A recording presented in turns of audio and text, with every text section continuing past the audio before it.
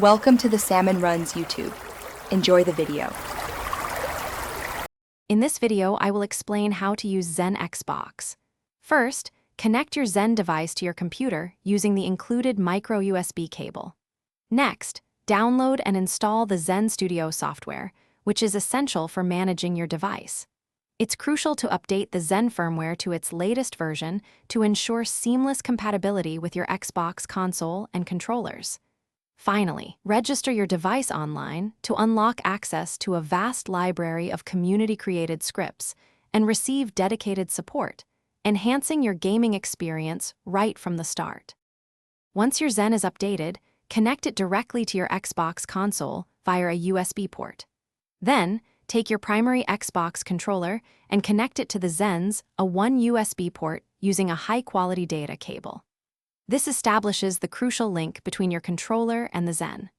Always check the Zen's OLED screen to confirm that it displays the correct console and controller profiles, indicating a successful connection. A quick test of your controller inputs will confirm that both the Zen and your Xbox are recognizing everything perfectly, preparing you for enhanced gameplay.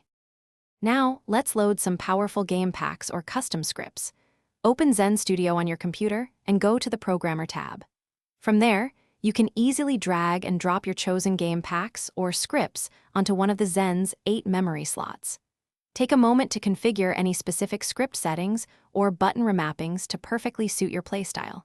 Once you are satisfied with your adjustments, save all your changes directly to the Zen device. You can then safely disconnect the Zen from your computer, ready to game. With your scripts loaded, you can now cycle through your active game packs directly using the Zen's onboard buttons, typically located on the device itself. For fine-tuning, you can adjust various script parameters in real time through the Zen's intuitive menu system, allowing for on-the-fly customization. For detailed instructions on specific scripts, always refer to the comprehensive online manual.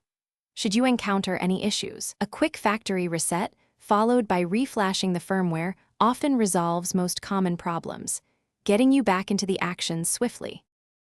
Thanks for watching. Consider subscribing if we helped you.